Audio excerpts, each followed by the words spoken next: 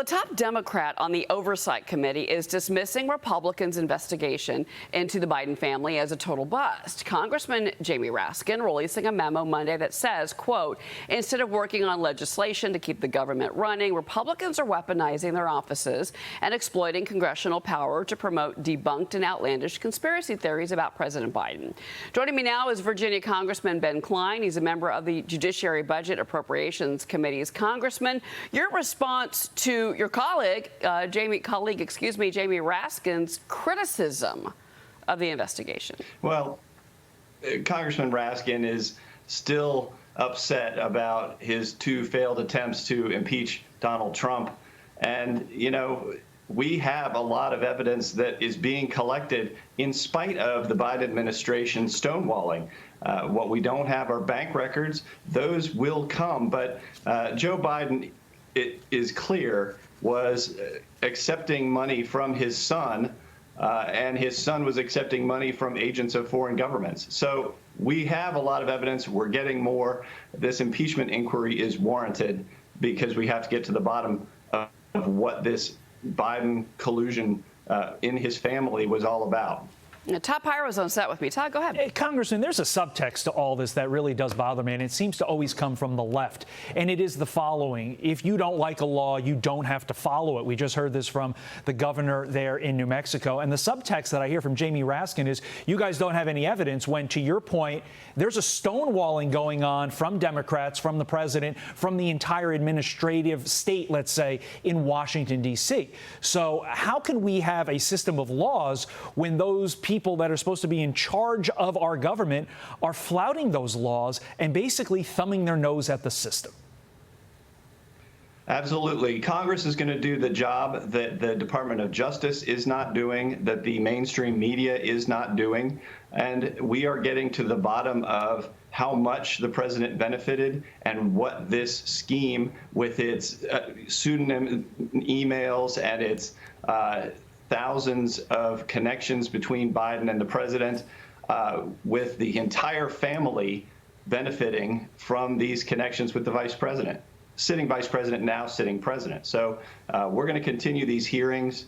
The American people want transparency in government. They're not getting it from this administration, but we will get it in the Congress. All right. Well, obviously, it is back to work today for you and your colleagues. What can we expect when House lawmakers return this morning? Well, the Freedom Caucus has been very clear for a long time. We just want pre-COVID spending levels, a return to normal when it comes to these appropriations bills. The leadership is listening. They're giving lip service to our requests, but we're not seeing this overall spending reduction that we've been asking for many months. There's been a lot of radio silence over August recess. We could have accomplished a lot more. But now we're going to get back, and I'm worried that there's going to be quite a lot of infighting before we make any progress moving forward. Actually, I was going to ask you, how far is the Freedom Caucus willing to take this? Certainly, no one, and I speak for pretty much everyone, says they don't want another government shutdown or the threat of a shutdown. It ends up rattling markets. The rating agencies, they react to it. It's been written about over and over that is a threat to the credit rating of this country. So how far are you willing to go here?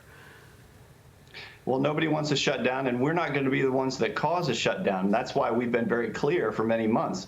H.R. 2, the immigration reform bill that secures our border, passed this House with 218 votes. And they all came from Republicans.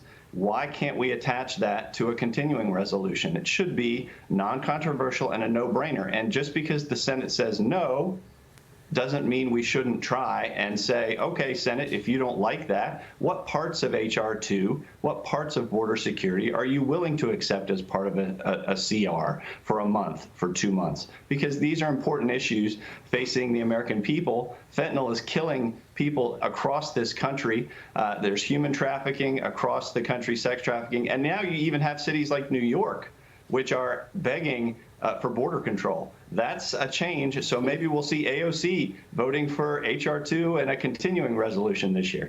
Oh, well, you know, the mayor of New York City is requesting money and more money to deal with the migrant situation here in this city, as you know.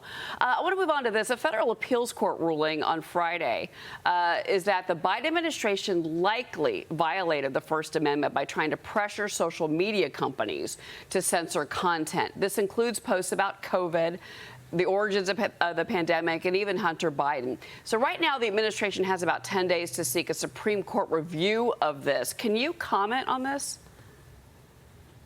It seems like the administration has been engaged for many years now in a collusion effort with big tech to censor conservative viewpoints, including COVID viewpoints that they disagree with.